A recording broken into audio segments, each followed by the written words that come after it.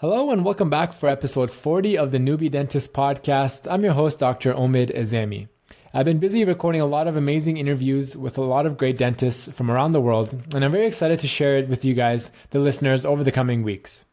In this week's episode, I had a great chat with Dr. Daniel Miller out of Charlotte, North Carolina. Dan graduated from SUNY at Buffalo School of Dentistry in 2015 and went on to complete an AEGD prior to working as an associate dentist. In March 2019, Dan bought a dental practice in Charlotte, and he has been kind enough to come on the podcast today to chat about his journey through dental school, residency, as well as what it's been like to transition into practice ownership from being an associate. We also talk about dental photography, as it is an area of common interest for both of us, and also how he's incorporating photography into his day-to-day practice. Dan has been a great friend and mentor for me over the past couple of years since I started the NoobieDentist podcast, and it is interviews like this with good young dentists advancing in their respective careers that really makes the podcast special and different to the other dental podcasts out there. I hope you guys enjoy this interview as much as I did. If you're new to the podcast, be sure to check out all previous episodes. And if you're a longtime listener, I'd like to thank you for continuing to support me and the podcast, and please be sure to share this interview and others with your friends, classmates, and colleagues. Without further ado, enjoy the interview.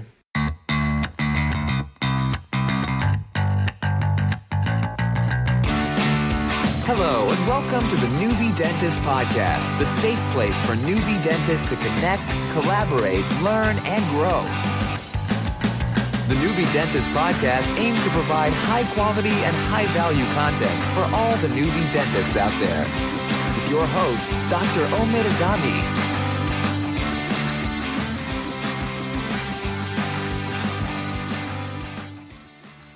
I'm here with Dr. Daniel Miller out of the United States. I've been chatting with him on Instagram for a long time, and he's been, a good mentor in terms of photography and different clinical standpoints and things like that. That he always chimes in with some useful tips for me.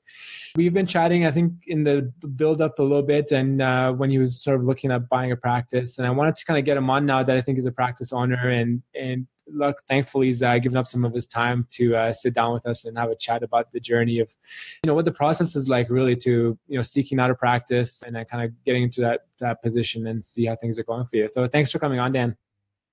Oh yeah, I'm happy to be here. Thanks for having me on. So tell me a little bit how we normally start these things off is with a bit of an origin story. So tell me a little bit about your journey coming up and going through dental school, and we'll take things from there.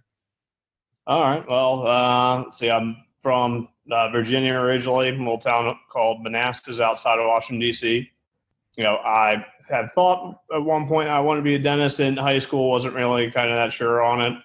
Went to college at West Virginia University, and I actually started off as a forestry resources management major. Okay. And so nowhere near dentistry in that. And I kind of got thinking, all right, I have to pay this loan I'm taking out back one day. And I saw how much I would be making as like a forestry trainer. It's like, I don't think I'll be able to pay off my student loans like that. Yeah. And so I was always good at math and science and kind of lended me towards dentistry. So bounced around, going to medical school, going to pharmacy school, have a uncle who's a physician. And this is right around 2008 when Obama was elected, and he was telling me not to go into medicine because you didn't really know what the future was going to hold with that. And my aunt looked at me and she was like, "You're never going to like being a pharmacist," and kept me going to find something else to do. So I actually had a dental appointment, and my dentist, who I had for like 20 years at this point, was like, "Have you ever thought about dentistry?" And I was like, "Yeah, I tossed it around a little bit." And it was like the one filling I ever had to have in my life, like happened to be at that time. So just kind of like, he was like, "Why don't you stay around here, see what I do?" And I was like, I could see myself doing that. So that's very cool. Didn't realize what it was going to take to get into dental school. I had pretty good grades. I thought I was a competitive applicant, thought, I should be a shoo-in because my grades were higher than the averages and my test score was higher than then. I did not respect the application process and it took me 3 times to get in. So, But I was an assistant throughout those 3 years trying to get into dental school. And I think that really helped me clinically when I got to dental school. Yeah, for sure. But it definitely was a little humbling experience trying to get in. But it was something I knew I really liked just by working in the field. And I I'm so happy that I, kept pursuing it after, 2 years of rejection letters and finally getting in that third year. And so I got into Buffalo on December 1st. I got a call from Dr. Brown, who calls all the people that lets in. And so as soon as I got that call, like maybe, 2 or 3 hours later, I decided to withdraw all my other applications. Like, after 3 years, I just want to know where I'm going. Process. And I was on my way to Buffalo. Yeah. So. Cool. And that's a pretty good program over there in Buffalo. It's a pretty like well-ranked dental school. Is that right? Yeah, I think I got a very good clinical experience. Probably light on actual procedures, but our pre-clinic was very good. Our faculty were great, but I think we only did like 10 crowns or something that we had to do to graduate. And look back, it's just like, gosh, that's not anything. That's a lot more than most people do. So it's pretty bad. Some of the numbers you hear, like people graduating with like 1 or 2 crowns or maybe 1 or 2 like molar endos, things like that. So I think 10's not bad. Yeah, but I actually wasn't even going to end up doing a residency. I didn't. I had from being an assistant for so long, I had met a bunch of dentists, and one of the dentists I used to work for wanted me to come work for him after I got out of dental school. And so that was kind of my plan. That was my track throughout dental school. And I hadn't really, I hadn't thought about like doing a GPR or AGD or special. You know what? I just want to get out, be a dentist, and start making some money and paying back these loans and enjoying life. And being in New York, being at Buffalo, everybody in our class, you had to do a residency to get a New York license. Yeah. So everybody was doing it. And so last minute I got, fear of missing out and like, all right, I'm going to apply for a residency. And it was the best thing I could have done for myself. I actually got into the AGD program at Buffalo, and it just really, anyone who's kind of thinking on the fence about doing a residency, I say, look, I wasn't going to do one, and it was the best thing I could have done for myself. Yeah. So tell me a little bit about the decision process, because I know, like, for example, in Canada, we don't really have AEGDs as such. It's more just GPR, sort of more hospital-based type programs. So what's like the big distinction between the two different types of programs and sort of what clinical exposure and things you get? Well, it really depends on the program. I think some GPRs are hospital-based, and you spend a lot more time doing rotations with like medical residents and getting more experience in overall medicine. And AEGDs kind of tend towards being more clinical, private practice style dentistry, where you're just kind of focused on the clinical aspect of dentistry. I applied to both. And so it was kind of like, whichever program I got into or I ranked, I was like, I really wanted the clinical dentistry experience more than anything. So I did rank the AEGDs higher on that end. But it really depends program to program, I feel like. There's some AEGDs that you get a ton of medical experience from that have some affiliation with a hospital. Yeah. And there are a ton of GPRs that you do that you're doing a bunch of really good clinical dentistry the whole time as well, with some hospital rotation. So it's all different program to program. And what's in terms of the AGD that you did, what's like the main sort of clinical stuff that you kind of got out of that? Did you do much work with like implants and things, or? Yeah, so I did. I got to place over 40 implants. Wow. Nice. I did over 100 units of crown and bridge, and a ton of perio surgery. So it was well-rounded program. I got a lot of everything. One of our attendings at our residency also teaches one of the AID Maxi courses in Toronto. Oh yeah. So Rod Stewart, he does he was a great mentor to me for the implant side. Mm-hmm. And so that's kind of what got me into doing a lot of surgery, was having that kind of exposure to it. So cool. really, it's just good overall experience. Yeah, I think a lot of people look at it like more economically and they're like, oh, if I take that salary hit for the year and to do a residency. But I think if you actually look at it more long-term, like the clinical stuff that you learn, if you're going to do that like through like CE courses and things like that, it probably works out to your advantage just to take the year of like maybe a little bit less salary up front to learn those skills. And then once you kind of finish your residency, then you're off to the races and placing implants, you're more comfortable with like crown and bridge. So it's probably like a really smart thing to do in the long term for your career.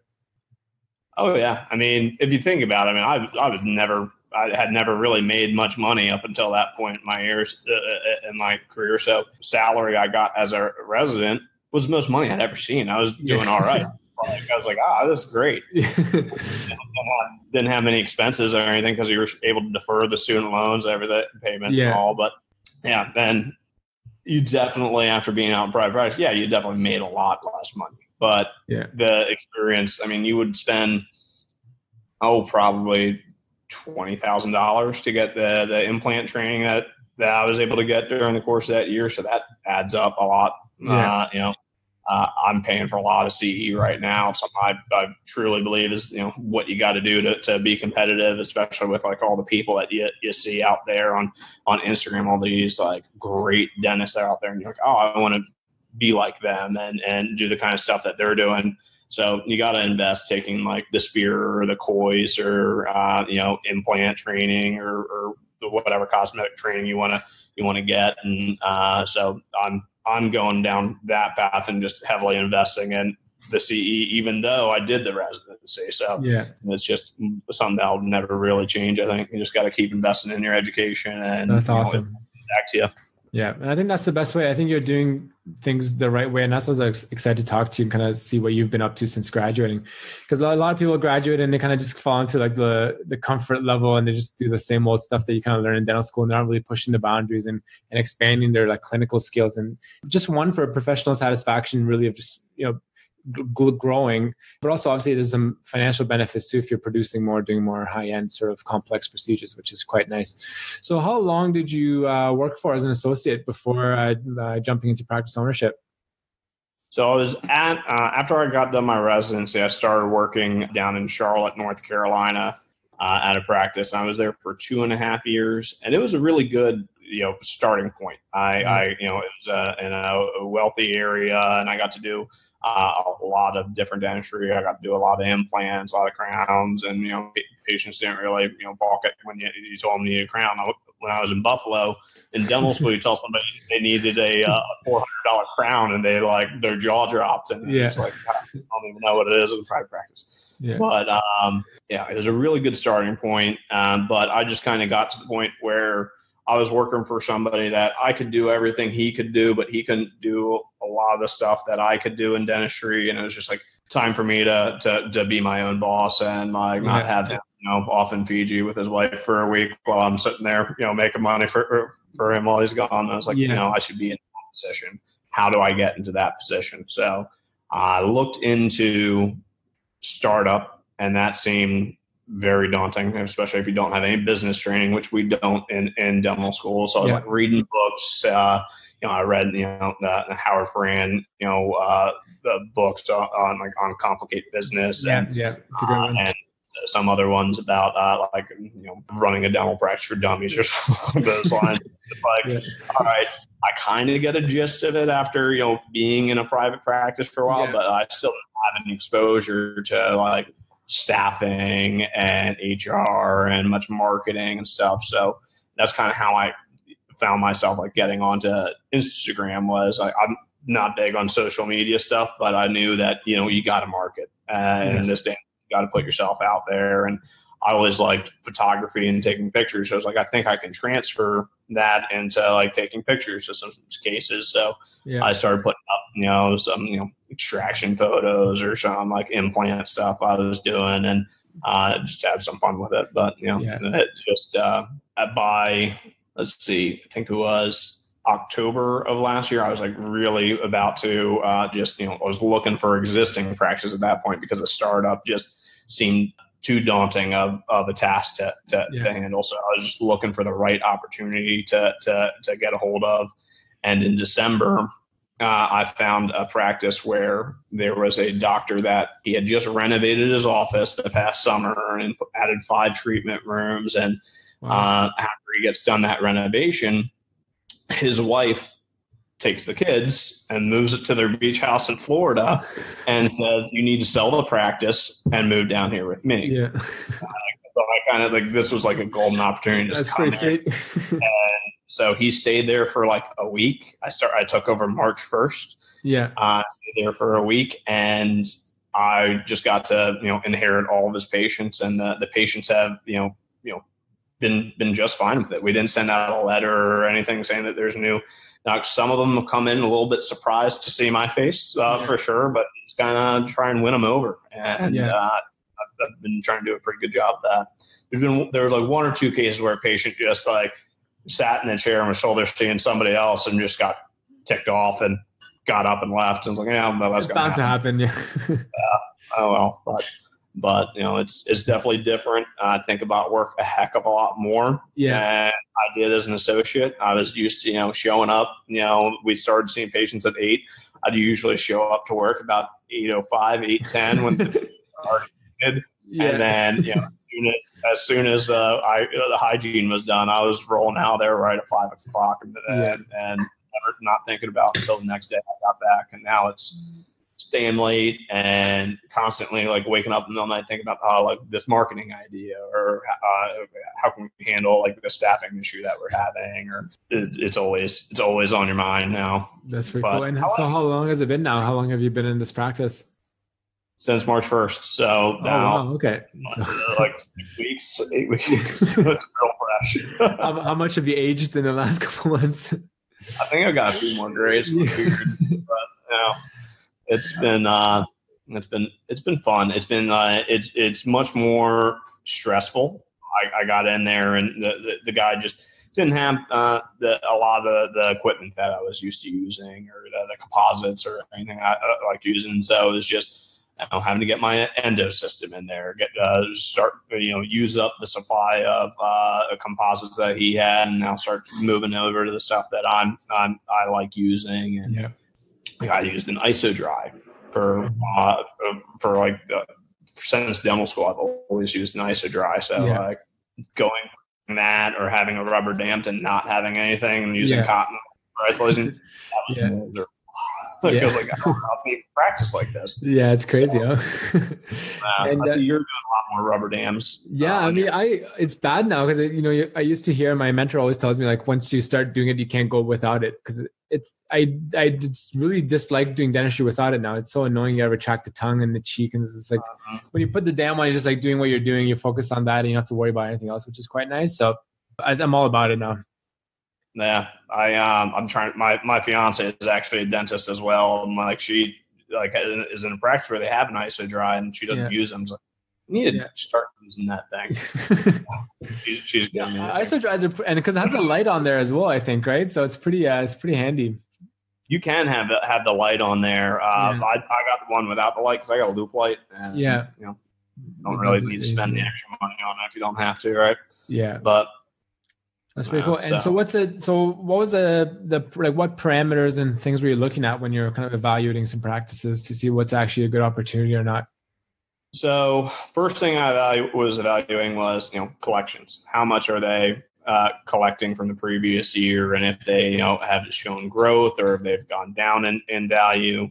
I wanted to see, whenever I went and looked at a practice, I went and looked at their actual schedule and went back couple of months and looked at the schedule and see like where is this guy's income coming from, like how many new patients are coming in, trying to see what kind of procedures that he was doing, the demographics of the area, how many dentists are practicing around. Do you want to go into a building that already has a couple of dentists in it, or do you want to go and not have another dentist around you for a couple of miles? That's a benefit. Your new patients per month are huge. You don't want to go to a place that hasn't had a new patient in a couple of months, and the guy's just been kind of doing his own thing. You need growth, and that's where all your production is going to be, or from those new patients. Your existing patients, really, what are you going to have, like a crown every now and then kind of thing? It should be already pretty well established and taken care of. until, have somebody come in that hasn't been to the dentist in 10 years. And what do they need? They need some scaling and root planing. They may need some extractions or partial, or if you're lucky, they can afford to have a couple of implants and that kind of stuff. So just kind of seeing what you can get out of an area of where the practice is. Yeah. And how's it been with the staff? Has the transition been pretty smooth, or are you kind of trying to get your own staff in there as well? It seemed smooth at first, like that first week, like the next day. So I took over on a Friday. Yeah. He didn't let the staff know anything about me coming in. Mm-hmm. And so I show up on Friday and he's like, "Hey, this is the new guy who sold the practice." Yeah. I was like trying to go to bed Sunday night, and I was like, "God, I hope somebody's there. I hope it's not just me." Yeah. So luckily, I was able to take my assistant with me from my previous office. Nice. Yeah. So that's kind of been a lifesaver for me. She's just having somebody that knows how you like things done, and just that was very, very helpful. Unfortunately, he had hired an assistant, knowing that he was selling a practice. He had hired an assistant like 3 weeks prior to me coming in. Mm-hmm. So there was 3 assistants, and she kind of was the low person on the totem pole in that situation. And she didn't really have, like, she was, I don't know if you are familiar with like DA1s and DA2s and their capabilities. So she didn't have much experience, and I unfortunately didn't have the schedule but to hold a 3rd assistant. So it would have been nice if we could have used her in hygiene or something. But he had a 1 hygienist office, and I immediately brought in a 2nd hygienist. So we're just trying to book that one schedule up, and we just didn't have the flow for that 3rd assistant. So we ended up having to let her go during that first week. But then right after, probably 2 weeks after that, I let her go, the assistant that was already there found out she was pregnant and was having a lot of issues with her pregnancy. She didn't want to be around all the extra stuff, and then gave me her 2-week notice after I let the other one go. So it's just like, well, had I known that, I would have just kind of kept the other on. But you never know what's going to happen. The joys of practice ownership. Yep. So you just kind of roll with it. I'm only with 1 assistant right now, but since we're still trying to build up the hygiene for the other hygienist, the other hygienist that I hired had been a dental assistant for like 8 years before she went to hygiene school. So I'm just kind of having basically the most expensive assistant you can ever have. But it worked out, you just kind of roll with it, and eventually I'm in looking for another assistant. I had 2 or 3 that were supposed to come in and interview, and then just never showed up. I was like, how do you apply for a job and then schedule and everything? That doesn't look good. Yeah. But I did bring in an office manager because he kind of was doing everything himself and micromanaging everything. Yeah. I don't want to do that. I want to concentrate on dentistry and providing the best dentistry I can. I don't even like talking finances with patients. Yeah. I say my go-to line is, "Hey, I know a lot about teeth. I have a front desk that knows a lot about your insurance and the financial aspect of it. I'll tell you what we can do with your teeth. They're going to take care of and maximize your insurance benefits for you up there." That's nice. We'll come up with a plan from there. So it's nice having an office manager with a lot of experience. And kind of goes to show how small the dental world is. She's actually from Buffalo and worked in an office up there that the girl that sat next to me in all of dental school. Yeah. So I was yeah, all right. Was it somebody, she gave her an approval and was like, all right, I'll take her. Yeah. Sounds great. And so she's been really good. She's been there a little over a week now. So she's okay. Perfect. So you made some pretty big changes, bringing on the practice manager, extra hygienist. What's the, how many, so there's 5 rooms, 5 operatories or? 5 operatories right now. And so he did an addition onto the building. So there's 5 brand new operatories, and then the whole front of the building is where he had 3 operatories previously. Oh, wow. Yeah. So they're not outfitted, and it kind of needs to be renovated. And that's kind of in the first year plan. I want to get the practice to have a lot of revenue, and then I want to be able to renovate the whole front end and add a surgical suite and 2 hygiene operatories. Okay. So. Nice. I have a lot of equipment with, implants, and I do IV sedation as well. Yeah. And so it's just a lot of stuff to have to try and move room to room to room. And you need, if you're going to do bigger procedures like all on fours and, you just need a surgical suite to get that stuff done efficiently, and just have one localized area for all of your implant inventory and all that kind of stuff. So that'll be nice to have, but just work what you got until then. That's awesome, man. You're doing a lot of cool things. So how much is there, what's the patient numbers like at the practice? Like, how many active patients do they have? So it's kind of hard to read because they weren't really using EagleSoft as well. I don't know if you're familiar with EagleSoft, that practice management software, but yeah, it says we have like 2,500 active patients that have been there in the last 3 years. So that's kind of what I'm going off of. But, is that really an active patient, or is that somebody that came for a limited exam 2.5 years ago, but hasn't really been in since? So I'm trying to get my office manager to kind of whittle through all those numbers and really see where we're at, and how we can grow, and maybe get some of those patients that haven't been in for that amount of time to get in, and then get that comp oral that they never got, or come in and get that cleaning that they're way overdue for, so it's just finding what was kind of like left on the table previously,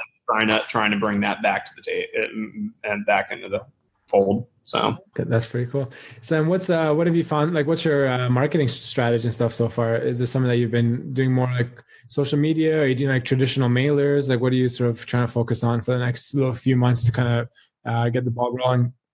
I hired a marketing company that's going to they're going to take over, your the search engine optimization, SEO, and I've been kind of, fooling around with, I've made like a practice Instagram. I'm trying to like put up like cosmetic cases and stuff on that, because I feel like that's what your patients really want to see. They don't really want to see the extractions, and implants getting placed and all that. So I'm trying to make that one just like a little low key thing, and just, pretty pictures, teeth. And, I actually had my sister put up, like, I'm not good at like the bubbly writing and putting all the emojis.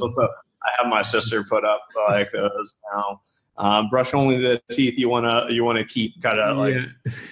Yeah. So I'll have her do that. She did a lot of marketing, so I just I'll have the marketing company start doing that kind of stuff, and then I'll just give them materials to use for it.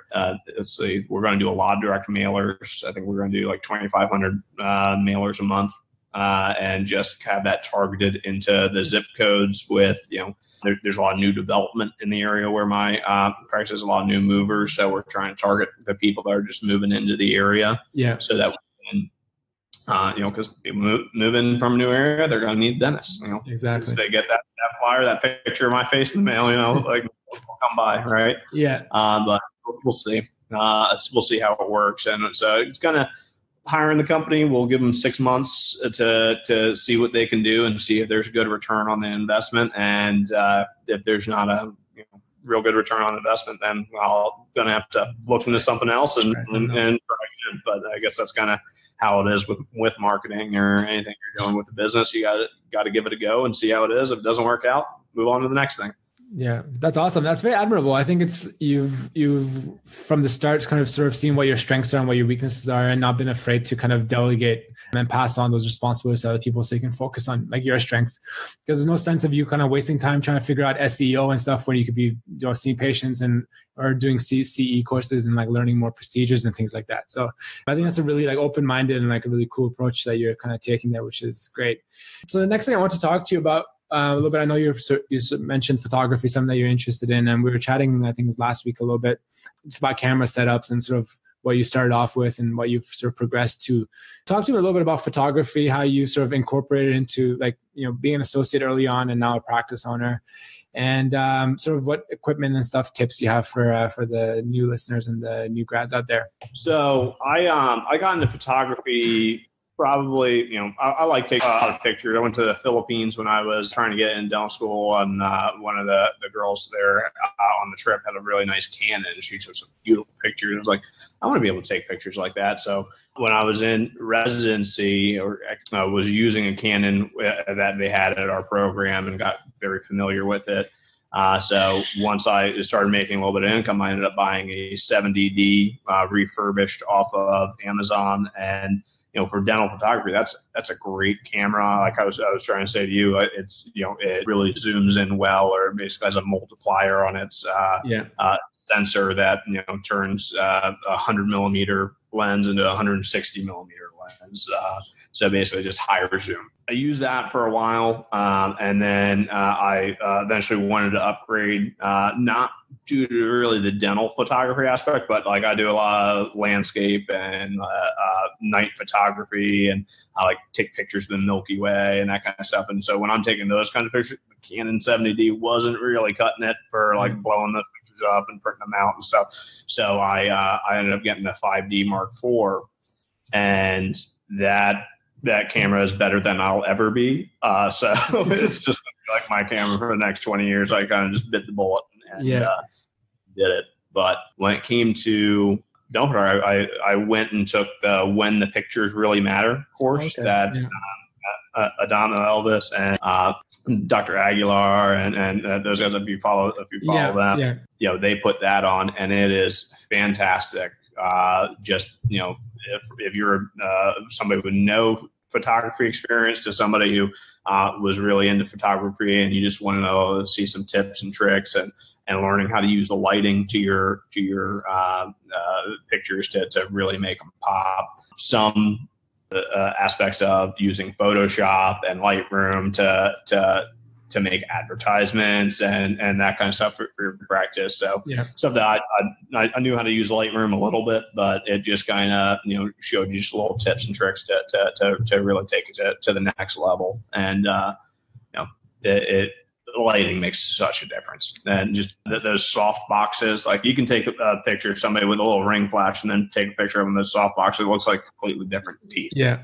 And, it just I think it makes it look a lot better, but it kind of hides characteristics in the teeth as well. And that's kind of why, if you're looking at the American Academy of Cosmetic Dentistry, if you're trying to submit cases to them, you're not allowed to use soft boxes. You have to use flash because there's less you can hide with just that direct light. But it's fun. So, but for if you're trying to do something for a patient or marketing, you want those soft boxes, those nice pretty pictures that you get out of them. And have you incorporated that into your practice right now? Do you have like a separate room where you have the light boxes set up, or just like for portraits and things like that, or do you just bring it into the room if you're going to be taking photos? How do you do that?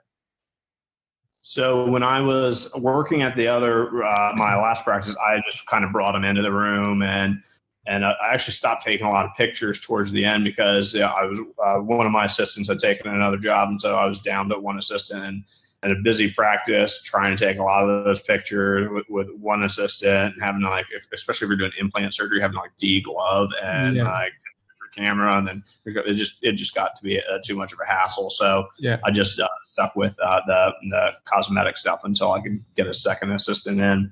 But now in my practice I have one of those treatment rooms that got it in the front, and I just have a whole portrait studio.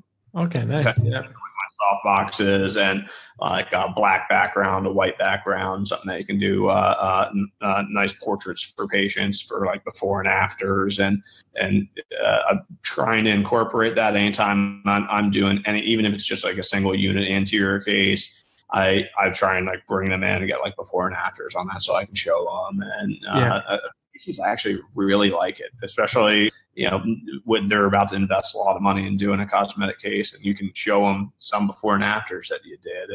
And they're like, oh, I want to do that. And so they'll like, get a little bit dolled up to come in, get their portrait done and all that. Yeah. And so it's fun. It's just cool. Another way to have fun with it. It just breaks up the day a little bit. So In terms of like your sequence and your workflow that you've got down, obviously now that you're seeing a lot of new patients and you're trying to focus on the bigger aesthetic cases or like full mouth type work instead of just like single tooth dentistry. That's something that obviously I've only been on for a couple of years now. That's starting to click for me now a little bit in terms of diagnosing full mouth stuff. But in terms of the case presentation, documentation, if you don't mind, like share with me like how you kind of walk me through like your new patient exams when you're trying to treatment plan and then present these larger cases to patients. So I basically will come in and I'll treat a new patient exam just like kind of any regular exam. First I'll examine the DMJ and do your head and neck exam, and then finally get down to the teeth. And so instead of bringing my nice big camera in, I just have a little mouth watch or intraoral camera that, a little cheap little intraoral camera, and take pictures of, breaking down amalgams and all the things I think that they could end up needing. And I got to gauge, what's that patient interested? Is this a guy that, you tell him he's got a cracked amalgam and he's going to not want to do anything about it? Or is this a girl that's really concerned with aesthetics and wants to really redo her smile or something like that? So it's kind of like trying to read the patient and see what they want. Yeah. But at the end of the day, I'll come up with a treatment plan for, all right, this is all the teeth we can save. How if they have a lot of work to do, all right, we can save all these teeth. These teeth we can't save. Teeth we can't save, we have a couple options to replace them. Typically, it's either going to be an implant or a removable denture, or some cases I'll still recommend bridges. But you just kind of I like to present the patient with 3 different options. So basically, your high end, this would be absolute ideal treatment plan. Then you've got your low end, which would be all right, this is just getting rid of disease that's in your mouth, and then not replacing any teeth or anything. And then I try and find kind of like a solid middle ground. So I'll say, this is your Cadillac, this is your Toyota, and this is your Ford. Which one would you like? Yeah. So they like that aspect of it, and give them the options, and we can tailor. And I say, we can tailor it to whatever aspect you really want out of it. But this would be 3 very good ways of getting you to good health. And if you want to even better function, we can do that as well. Yeah, that's pretty cool. And then what stage then would you like bring them over for like the portraits and things like that? Is that after they've committed to a certain treatment plan, or is that something that you routinely do just to kind of illustrate what can and can't be done? So I'll use examples of previous cases for to gauge their interest. And if they're really interested in it, I'll say, okay, well, if you want to move forward, we're going to have to take some impressions and some photos and send them off for a diagnostic wax up. Yeah. And so that's kind of the point where, like, I'll charge them a fee for the diagnostic wax up and have a separate appointment for that. And I'll schedule in that appointment time for me to go and take the photos that I want to take. And, do all the evaluations and actually take it's not a very productive amount of time doing that. You don't get paid much for it, but like it's a return on investment thing. If you spend that time and show the patient really interested in doing really good work and really well documenting the case, and show them some before and afters that you have from other cases, it really is a selling point to them. Like, oh, this guy really likes what he does. He's really into this. I think it comes across for sure. It's probably something that most dentists probably aren't doing. So they wouldn't have experienced that. Maybe if they're like their childhood dentist growing up or something, you just go in and out and you're just doing your routine fillings and hygiene and patch up work. To have someone like yourself come in and have the photography, the wax up, and spend the time to explain all the options, I think it goes a long way in terms of them accepting it. And ultimately it's obviously for their benefit because they're getting ideal work and trying to get back to like optimal health and tooth replacement, which is cool. So I think it's the fun dentistry that you get to do, I think, after a while. And once you have the skill set and the knowledge to kind of back it up, which you do from your residency and all the courses and stuff you've been doing, which is pretty cool. So I think it's all awesome. And it's been kind of refreshing to see your attitude towards things and just jumping into practice ownership and things like that, which is really cool as well. So tell me, sort of last thing before we go to the rapid fire to wrap things up. Tell me sort of like what's your vision for like 5 years from now, like what your practice is going to be like in terms of what staff you got going. Do you have associates working with you? What's like your sort of like 5-year like ideal scenario in your practice? So ideally, I would like to, right now I'm kind of focusing on, for this year, for this 6 months even, I'm focusing on the marketing and getting new patient flow. And I would like to get the renovation started and get those 3 other operatories fixed. And within 18 months, I would like to be able to have grown enough that I can bring on another associate. Now, it's kind of complicated in the state I'm in. One dentist can only supervise 2 hygienists. Okay. So in order to bring a 3rd hygienist in, I'd have to hire like a retired doc to come in and read the newspaper or watch it. And a lot of dentists do that in the area. Oh, really? So it's awesome. So kind of unfair to like say, they'd probably hire a new graduate or something. And it would be unfair for that person to come in and not have like a fully booked hygienist to like start making production off of those patients and stuff. Yeah. So I'll probably have to have a retired dentist come in so I can get 4 fully booked hygienists, and then I would like to bring in an associate so that they can come in and be busy off the bat. After that, it's just about kind of growing that associate and then making sure that we're doing great dentistry first off, and just having a nice workflow and get your systems in place. Staffing, I've already learned that I'm not going to try and foreshadow or anything that's going to happen. My staff, that is not under my control, and I'm not going to sit there and worry about it. So it's just going to, whatever happens with that, I'd like to hire good people and keep them on for as long as they want to be there. But if that's not going to happen, you just kind of work with it. Yeah, you got to do what you got to do. I would eventually like to buy another practice. And so like I said earlier, I have a fiance who's a dentist. And a lot of people are like, "Oh, is she going to come work for you?" This and that, and really, I was like, "No, I'd rather have her own practice with an associate under her, so that we can both go on vacation one day and not have to go to either of our offices." So that's kind of like 5-year, That's a good plan, she just got done her residency at MUSC this past July, so she's kind of working through that first year out of residency, kind of working through getting used to private practice dentistry, and so hopefully by that point she'll be ready to go on that and have her own thing as well. But that's a cool plan. I think it makes more sense that way, so you actually take off time together, like you said. So with these retired dentists, do they have to see the patients in hygiene, or you can still see them as long as they're just in the building pretty much? They just have to be in the building. It is the dumbest. It's a silly rule. You just have to be there. I have no idea why. I mean, I've had some in the last office I was at. If the other guy was on vacation, we'd have one of the retired dentists in, and they'd honestly be taking naps at the back. Just buy a lazy boy for them, and then I was just like, all right, this is a dumb rule North Carolina needs to get rid of, but it's the rules and you got to follow them, and so that's what it is. But that's awesome, man.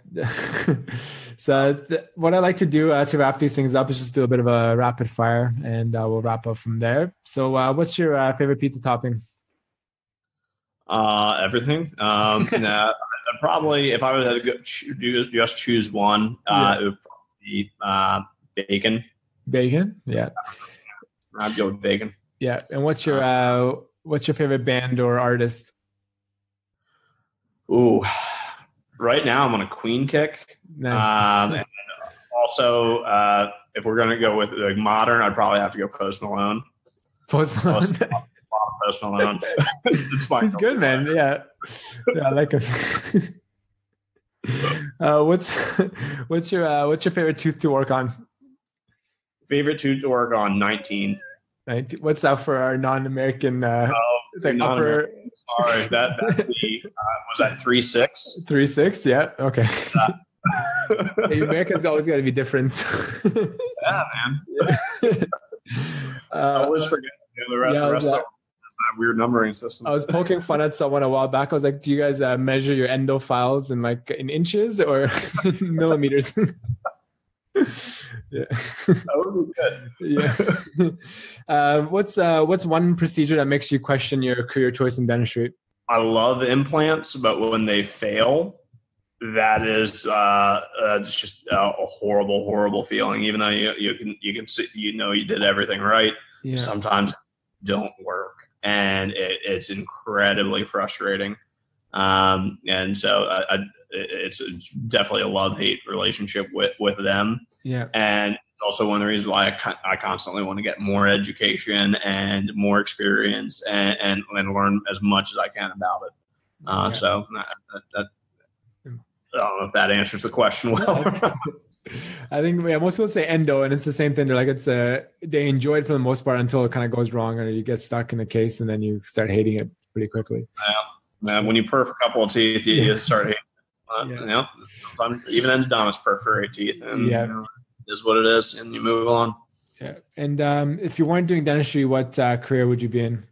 My original backup plan to if I didn't get into dental school after that third time, I was actually looking into studying astrobiology and looking for life on other planets. was a good backup. They all backup, but now realistically, I'd probably say something like nature photography, something like that. Yeah. Awesome, man. Thanks for coming on. I know you got busy schedule being a practice owner and a small business owner now, so I appreciate you taking the time to come on. Maybe we'll touch base and we'll do one in a year's time or something and see how you're going with those plans for the practice and how things are kind of coming along for you. But otherwise, I wish you well. I think you're doing everything the proper way.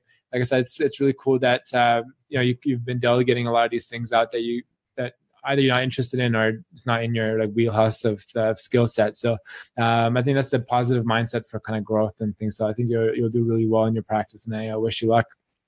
Yeah, I appreciate that. Thank you for having me on. I mean, I've listened to a lot of the podcasts you've had, and you've had some really good guests on here. And I think probably my favorite one so far was Davey Alman, that bio. I listened to him, and then I had Dr. Najad do a course for, and I was just like, wow, that's kind of changing my whole perception. Bonding stuff's crazy, man. Yeah.